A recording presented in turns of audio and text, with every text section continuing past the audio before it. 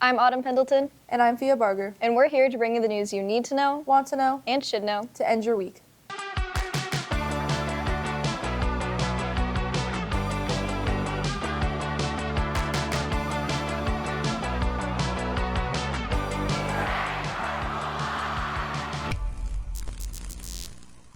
In today's episode, we'll have the Viking Vote with Jordan and Ari.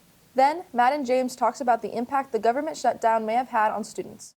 The FCCLA Club will have a food drive starting next Monday through the 25th to benefit our school food pantry and local families through the Elks Club. This will be a competition in first period classes, so bring your cans to your first period. Additionally, Puyallup FFA is doing an informal food drive through next Wednesday. If there are any students able to make food donations, please bring them to room 225 before November 19th. Donations will be made to All Saints Catholic Church. HOSA is selling shirts for $20 each to help them get to state. Check HOSA's Schoology group for more details about the shirts. Now, let's head over to the Viking Vote with Jordan and Ari asking students if it's too early to set up holiday decorations. Stupid decorations.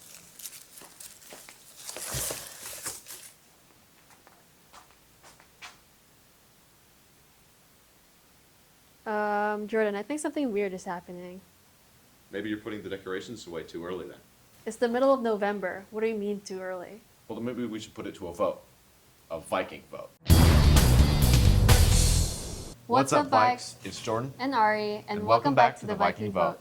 Today we're going around and asking people if it's too early to put up holiday decorations. Maybe a little bit.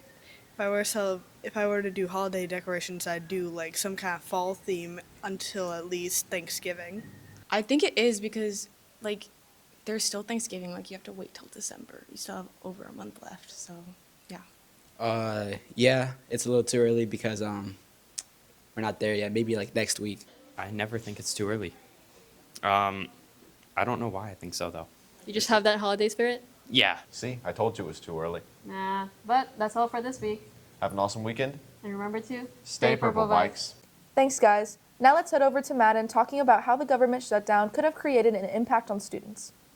On October 1st, the United States government was shut down after Congress could not come to an agreement on an appropriation bill. With both parties taking their sides, this caused the shutdown of food services, museums, and government workers. But the one that sparked the most outrage was the shutdown of SNAP and EBT, which more than 42 million Americans rely on to feed them and their families. Before President Donald Trump signed the bill to reopen the government, there was a lot of uncertainty in whether this shutdown was going to affect the school district and their food services. We talked to the Executive Director of School District Operations, Joe Byrne, as he provides a bit of insight into what this shutdown could have caused for the student body. So the shutdown hasn't impacted our funding for child nutrition programs and a lot of our federal programs.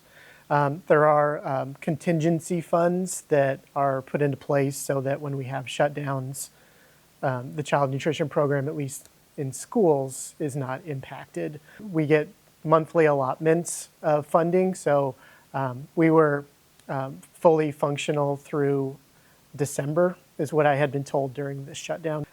Additionally, we gather from OSPI, but also locally, resources for families that may be impacted through SNAP benefits, which are kind of a different bucket of funds versus a child nutrition program. The biggest thing that communities can do and have been doing in regards even to the SNAP benefits is gathering resources, helping with food banks and families that are food insecure, and getting them resources and getting it out so that they know where to go and what's available to them.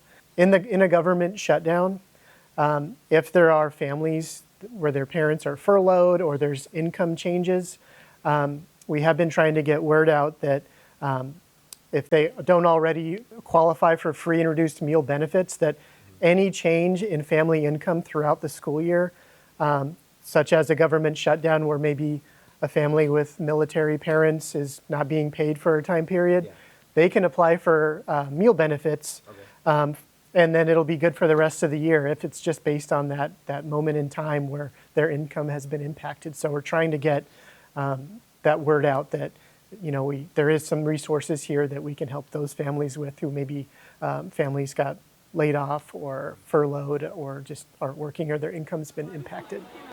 This has been Matt and James reporting for Viking Student Media. That's all for this week. Have an awesome weekend. And remember to stay purple, Vikes. Stay purple, Vikes! Stay purple, Vikes!